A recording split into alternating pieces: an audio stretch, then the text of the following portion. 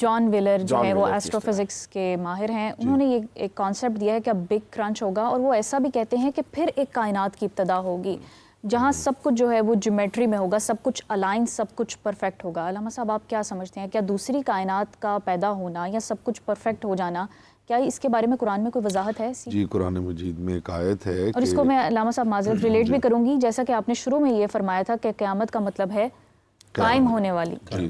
جی، اس کے بارے میں قرآن مجید میں ذکر ہے کہ پروردگار اس زمین کو ایک دوسری زمین کے ساتھ بدل دے گا۔ یہ ایک پورا سبجیکٹ ہے جس کے اوپر بہت زیادہ بات ہوئی ہے حدیث کے اندر۔ صحیح۔ یہ جو آپ نے فرمایا کہ پہلے بات جب آپ نے ابتدا کی ہے کہ سورج جو ہے وہ مغرب سے طلوع کرے گا، تو سائنٹیفکلی زمین جو ہے وہ ریوالو کر رہی ہے سورج کے اراؤنڈ۔ جی، تو سورج کا مشرق سے طلوع ہونا جو ہے اس کا مطلب یہ ہے کہ سورج اگر اسٹیٹک ہے اور زمین جو ہے وہ اپنے سیٹلائٹ کو لے کے اس کے اراؤنڈ موو کر رہی ہے، تو اس کا مطلب ہے کہ زمین کا چکر جو ہے وہ کلاک وائز ہو جائے گا۔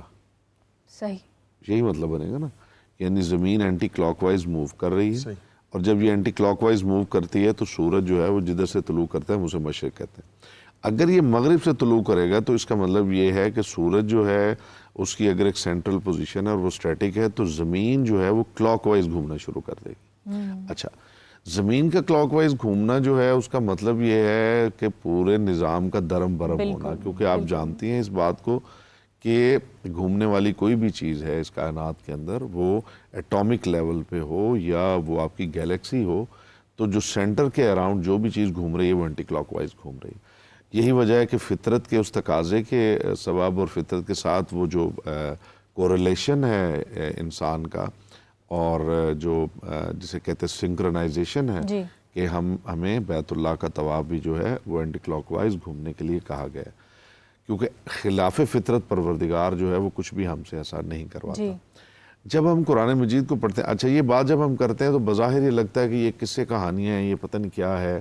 آج کل کے جو اسٹوڈنٹس ہیں، دیکھیے یہی چیزیں ہیں جن کو میں چاہتا ہوں انہیں ایڈریس کرنے کی ضرورت ہے، بجائے اس کے کہ آپ ان چیزوں کی طرف جو ہے وہ چلے جائیں کہ وہ ایک فکشن بنا کے ہم پیش کرتے رہیں قیامت کی، کہ دجال کی سٹوریز اور اس کی یاجوج ماجوج کی سٹوریز، اور بچے اس میں کھوئے، لوگ انتظار ہی کرنے بیٹھ جائیں کہ ہم بھی دیکھیں گے۔ ٹھیک ہے نا جی۔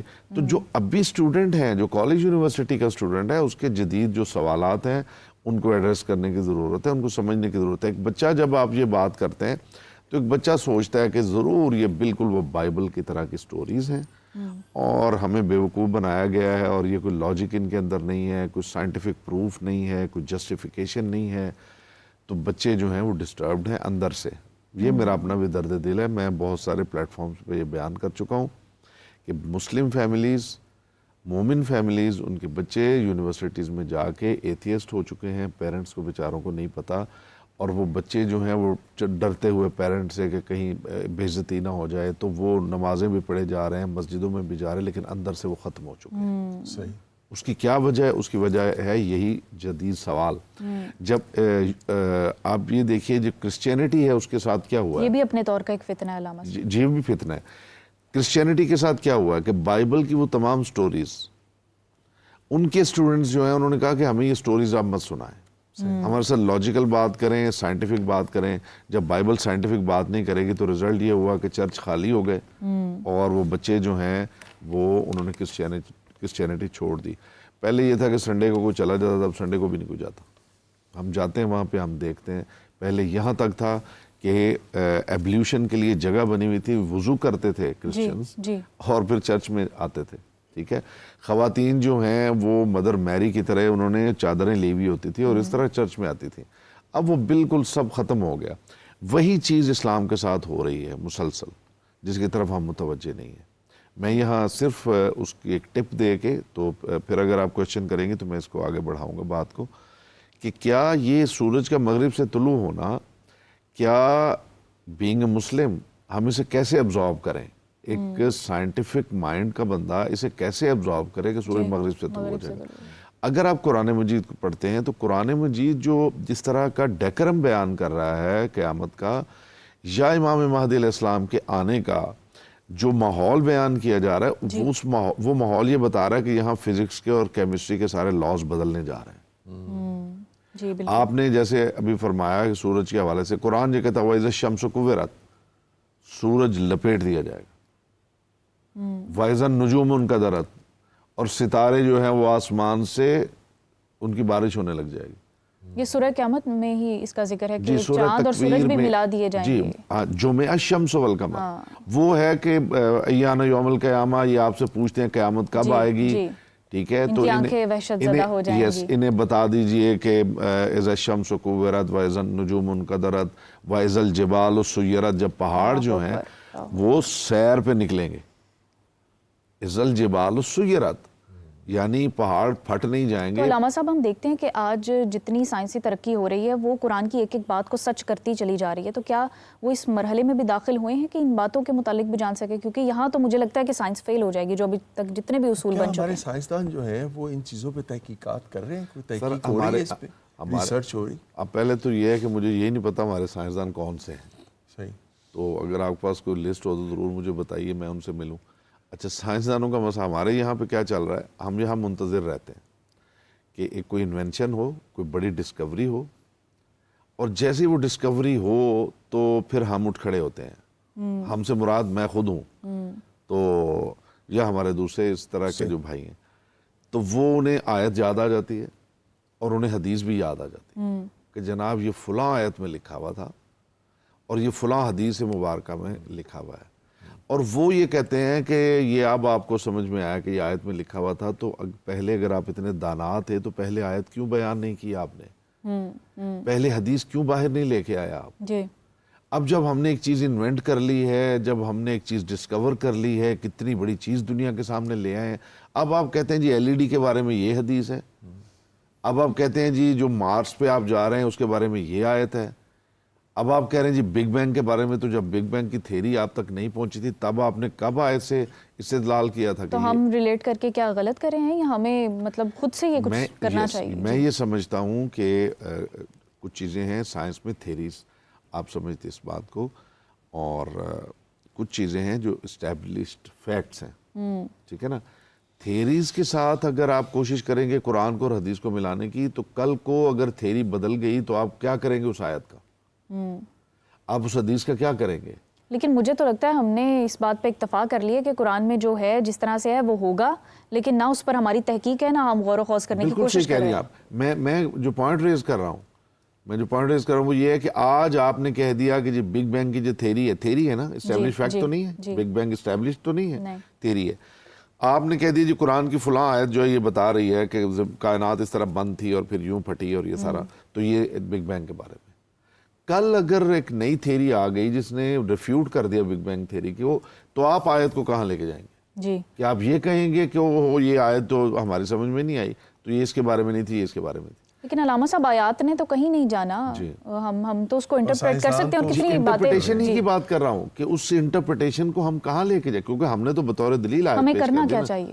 کرنا ہمیں یہ چاہیے کہ ایک تو اس فرق کو سمجھنا چاہیے کہ تھیری کیا ہے اور اسٹیبلشڈ فیکٹ کیا ہے. اس چیز کے ساتھ آپ اس کے لیے کوشش کر سکتے ہیں کہ ایک فیکٹ اسٹیبلشڈ ہے, لیکن قرآن میں جو بیان ہو گیا وہ فیکٹ ہی تو ہوگا. وہ فیکٹ ہے, وہ فیکٹ ہے, اس میں تو کوئی دو رائے ہی نہیں ہے.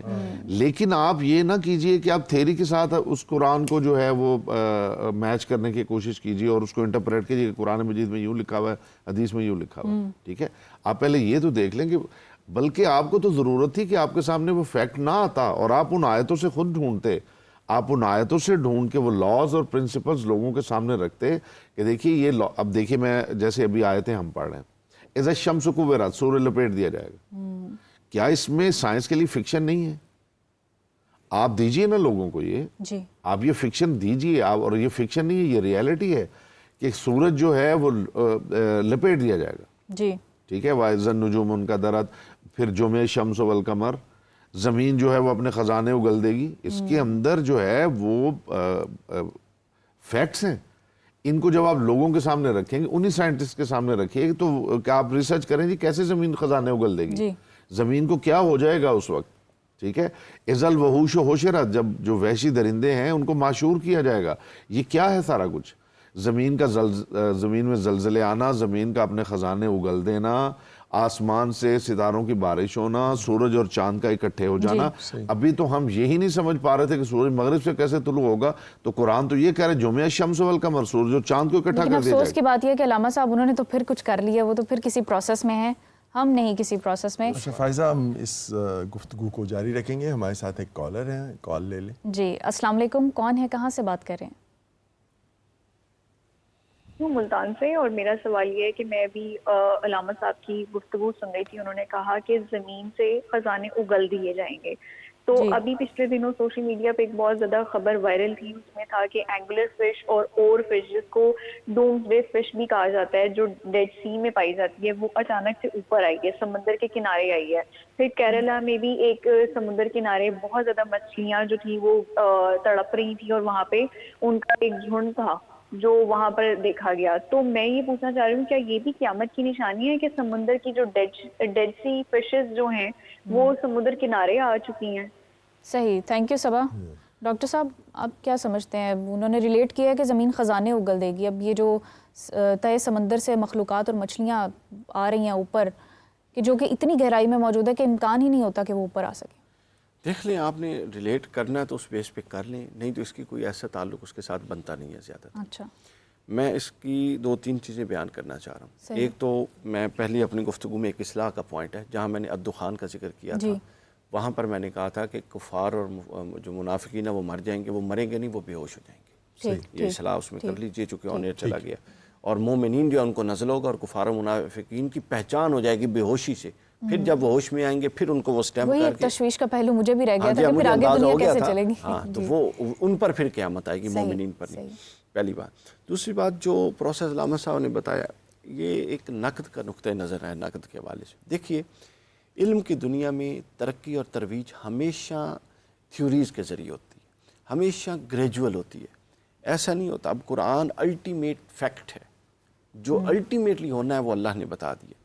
لیکن سائنس کا، ترقی کا ایک اپنا پروسیجر ہے. وہ اسی طرح چیزیں رد اور قبول کے پروسیس سے گزر کے ہی الٹیمیٹلی آتی ہیں.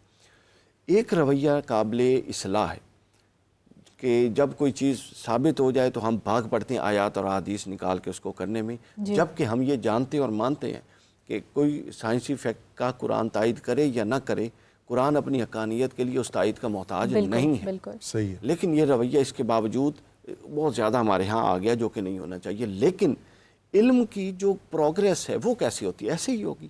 آپ چیزوں کو ریلیٹ کرتے جائیں گے، الٹیمیٹلی میجورٹی کی طرح موو کریں گے. دیکھیں، آج سے آپ 50 سال، آپ 500 سال پہلے چلے جائیں، ہمارے جو اکابرین تھے، مطلب ابن سینا نے القانون کے نام سے کتاب لکھی، جو الخوارزمی نے کتاب لکھی، کیا ان میں ڈیولپمنٹ نہیں ہوئی؟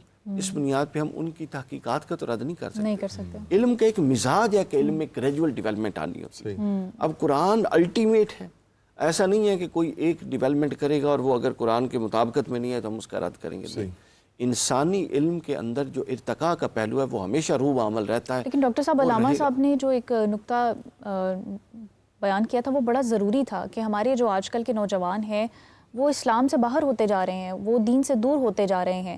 تو یہ جو ایک وہ سائنسی علوم ہے یہ ان کو بہت زیادہ افیکٹ کر رہے ہیں.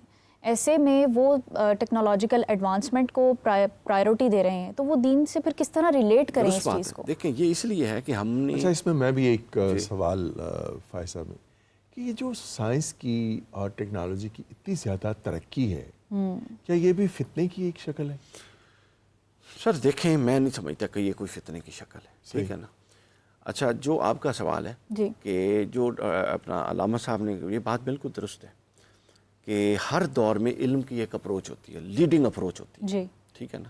یہ سائیکولوجسٹ بھی اس کے قائل ہیں، اور جو یعنی علم جو فلاسفر ہیں اور کانٹ اور یہ لوگ، یہ بھی اس بات کے قائل ہیں کہ ہر دور کی ایک اپروچ ہوتی ہے اور کچھ سالوں بعد وہ اپروچ بدل جاتی ہے. اس وقت جو لیڈنگ اپروچ ہے علم کی وہ ریشنل اپروچ ہے، لاجیکل اپروچ ہے. آپ جب تک ریشنل اور لاجیکل وے میں قرآن کے بیسز کو کھڑا کرنے کی کوشش نہیں کریں گے، یہ تشکیک بڑھتی جائے گی.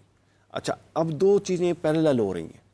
ایک تو یہ ہو رہا ہے کہ آپ کی اپنی چیزوں کو ثابت کرنے کے لیے آپ کی اپنی کیا تحقیق ہے؟ اپنی تو کک بھی نہیں ہے، جو بھی ہے وہ بھی مستعار لی گئی ہے مغرب سے. ٹھیک ہے، جس کی بنیاد پہ ہم کہتے ہیں جی دیکھو جی انہوں نے آج دریافت کیا، ہمارے قرآن نے تو 1400 سال پہلے کہا ہے. تو ایک تو یہ یعنی ایک طرف یہ معاملہ ہے کہ ہم اپنی بنیادوں کو ریشنلائز نہیں کر رہے، اور دوسری طرف جو ہمارے مختلف مسالک میں پھنسے ہوئے جہلاء نے جو مسلک اور اپنے دین کا انٹرپریٹیشن کیا وہ ماورائی دین ہے. کوئی ہواؤں میں پروازیں کرتا ہے، کوئی اشاروں سے ادھر ادھر کرتا ہے، کوئی جناب یہ کام کرتا ہے. تو ایک طرف آپ کی لاجیکل انٹرپریٹیشن نہیں، دوسری طرف آپ ایسے دین کا ابلاغ کریں گے جس کے اندر سارا ماورائی قسم کا دیو مالائی قسم کا دین ہے. اسلام تو ریشنل دین ہے. دیکھیں نا دجال کے بارے میں آیا، اس کے ایک ہاتھ میں جنت اور ایک ساتھ دوزخ چلے گی، ایک ساتھ پانی اور ایک ساتھ آگ ہوگی. پانی حقیقت میں آگ ہوگا اور آگ حقیقت میں پانی ہوگی.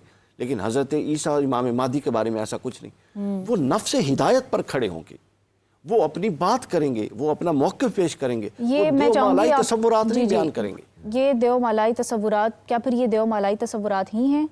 اگر قرآن و حدیث میں اس بات کا ذکر ہے کہ وہ ایک ہاتھ میں آگ اور ایک ہاتھ میں پانی لے کر آ رہا ہے، تو یہ کس طرح کا کانسیپٹ ہے؟ لائک یہ سمبولیکلی ہوگا یا یہ ریالٹی کو زندہ کر کے دے گا، پھر زندہ کو مردہ کر دے گا، پھر اس مارے ہوئے کو زندہ کیسے؟ یہ اللہ تعالیٰ اس کو طاقت دے گا فتنہ آزمائش کے لیے، تاکہ پتہ لگے کہ اصل جو قرآن اور سنت اور جو نفس ہدایت ہے اس پر کتنے لوگ کھڑے ہیں اور ان کرتبوں کی طرف کتنے لوگ جاتے ہیں. دیکھیں میں نے میری رات کی حد تک تو میں نے تو کہیں نہیں دیکھا حضرت عیسیٰ علیہ السلام یا امام مہدی علیہ السلام کے ہاتھ سے اس طرح کا کوئی خارق عادت معجزہ واقع ہوگا جو یعنی تقابل میں، ویسے تو ان کا وجود ہی معجزہ ہے، جس طرح کا دجال کے بارے میں کتب پڑھی پڑی. وہ مردے کو زندہ کر دے گا، ایک علاقے سے گزر رہا ہوگا، وہاں تل اور بنجر زمین ہوگی، تو وہ لوگوں کو کہے گا اگر مجھ پر ایمان لاؤ تو میں اس کو ابھی